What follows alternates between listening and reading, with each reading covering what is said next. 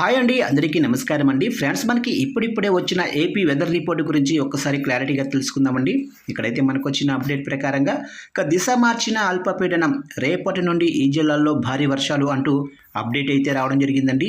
అయితే ఇందుకు సంబంధించిన పూర్తి వివరాలు అయితే మన వీడియోలో తెలుసుకుందామండి. వీడియో మాత్రం ఎక్కడా కూడా స్కిప్ చేయకుండా చూడండి ఫ్రెండ్స్, అప్పుడే మనకి పూర్తి సమాచారం అయితే తెలుస్తుంది. లేట్ చేయకుండా టాపిక్లోకి వెళ్ళిపోదాము.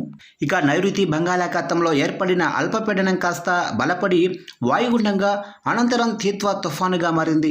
ఈ నేపథ్యంలో ప్రస్తుతం శ్రీలంక తీరాన్ని ఆనుకొని తమిళనాడుకు సమీపంలో ఉన్న ఈ తుఫాను ఆంధ్రప్రదేశ్ వైపుకు వస్తుంది.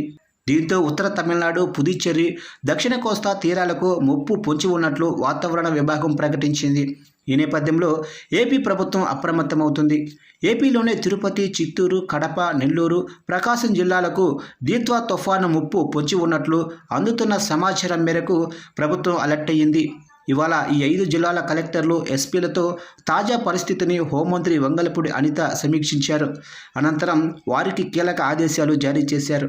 రేపు, ఎల్లుండి భారీ వర్షాలతో అనుక్షణం అప్రమత్తంగా ఉండాలని హోంమంత్రి ఆదేశించారు. ఇక క్షేత్రస్థాయిలో ప్రజలకు అధికారులు అందుబాటులో ఉండాలని హోంమంత్రి ఆదేశించారు. ఎక్కడా కూడా ప్రాణ, ఆస్తి నష్టం జరగకుండా చూడాలన్నారు. కోస్తా తీరం వెంబడి ఈదురుగాలులు వీస్తాయని సూచించారు. కాబట్టి ప్రమాదకరమైన హోర్డింగ్స్ వెంటనే తొలగించాలన్నారు. శిథిలావస్థ స్థితిలోనే ఇళ్లలో ఉండేవారిని గుర్తించి సురక్షిత ప్రాంతాలకు తరలించాలన్నారు. ఎస్డీఆర్ఎఫ్, ఎన్డీఆర్ఎఫ్ బృందాలు ఆ ప్రాంతాల్లో సిద్ధంగా ఉంచాలని మంత్రి అనిత ఆదేశాలు జారీ చేశారు. మరోవైపు జిల్లాల్లో మండల స్థాయిలో కంట్రోల్ రూమ్స్ ఏర్పాటు చేయాలని అధికారులకు హోంమంత్రి సూచించారు. సోమవారం వరకు ప్రజలు అప్రమత్తంగా ఉండాలన్నారు. అలాగే రైతాంగం కూడా వ్యవసాయ పనుల్లో తగిన జాగ్రత్తలు తీసుకోవాలని హోంమంత్రి అనిత సూచించారు.